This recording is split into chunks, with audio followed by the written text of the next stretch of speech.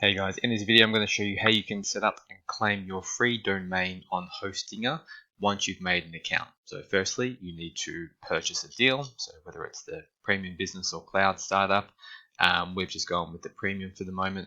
Now, once you've logged in, this is going to bring up your Hostinger account. So we're currently under the home icon.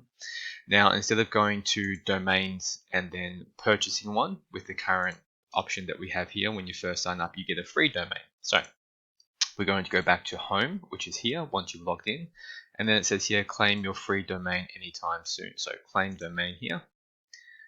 And then once this page here loads, you're just going to enter the name that you're after. Now we're just going to search for our domain name. So ours is going to be how to quick channel. Helps if we spelled that right. There we go. So we're going to check availability for .com. Now, as you can see, it's $0 per year. So we're going to claim domain.